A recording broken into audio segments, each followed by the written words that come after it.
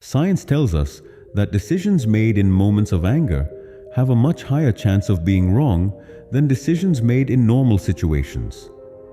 This is because, at that time, our brain works through emotion, not through careful reasoning. That is why the philosopher Aristotle said, "Anyone can become angry, but to be angry at the right time, for the right reason, and in the right amount, that is true skill." But the real question is, have we truly achieved that skill? We often fail to realize how a moment of anger can destroy relationships built over many years, or how one emotional decision can change the direction of an entire life. Today's story will show us this. Having power alone does not make a person strong. True strength comes from the ability to control one's emotions.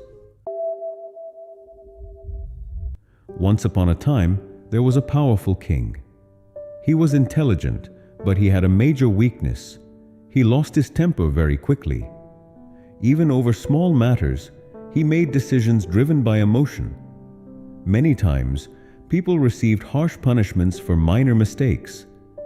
One day, the king's childhood teacher arrived in the kingdom. Years ago, this very man had taught the king not only lessons from books, but also lessons about life. The teacher was invited to the royal palace for dinner. That evening, they sat together, eating and talking about old times. Suddenly, a fly fell into the king's soup.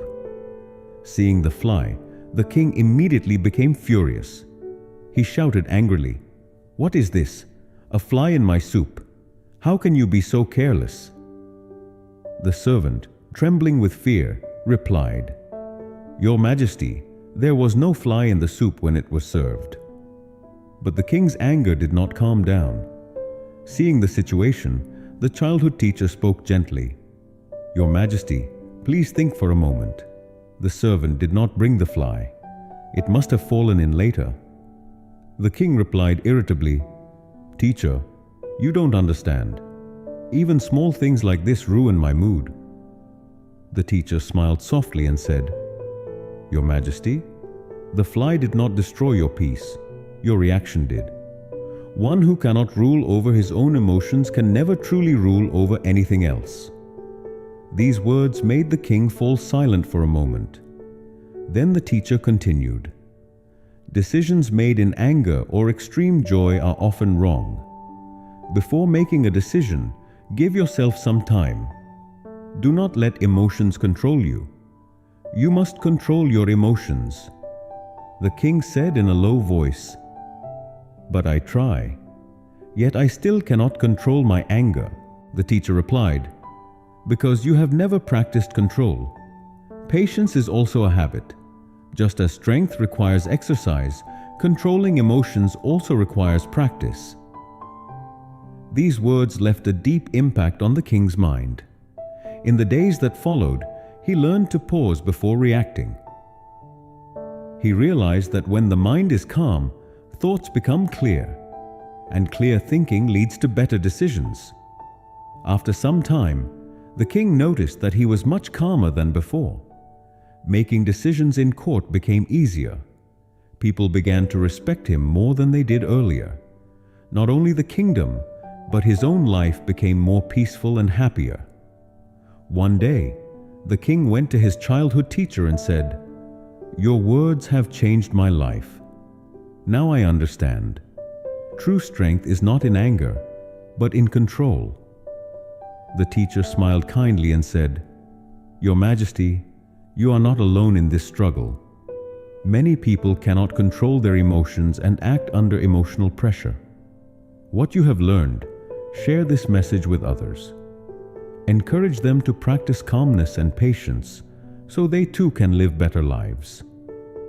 The teacher paused and then added, "It is very important to understand that anger, happiness, and sadness, these emotions come and go. They are a natural part of life, but we should not be swept away by them. Instead, we should remain calm and patient so that we can guide our own lives rather than being driven by temporary emotions. These words left a deep mark on the king's heart. The story does not end here, because this lesson is not only for a king, but for all of us. If we observe our lives carefully, we will see that in this pressure-filled world, we easily get caught in stress and anxiety. But by becoming aware of our emotions and learning to control them, we can take charge of our emotional responses and bring positive changes into our lives. Emotions are natural and unavoidable. But when we react without thinking, they can become harmful. Acting in haste under emotional influence often leads to regret later. Therefore, the first step in emotional control is identifying our emotional triggers.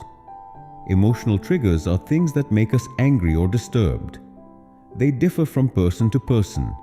These triggers can be events, memories, or even certain words or actions. For example, criticism may be a trigger for some people.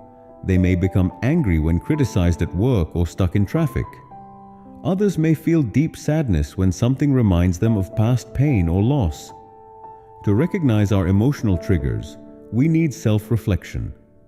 When we feel emotionally overwhelmed, we should stay present in the moment and observe those emotions without judgment. Using mindfulness techniques such as breathing exercises or meditation can help calm us down. When facing a trigger, we should pay attention to our thoughts, feelings, and physical sensations.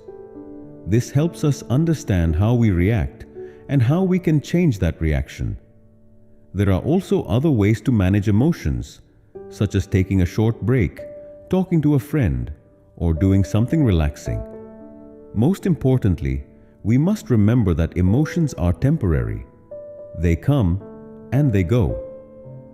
By staying calm and patient, we can face life's difficult situations without being ruled by emotions. And only then can we live a life that is free from regret, more fulfilling, peaceful, and balanced.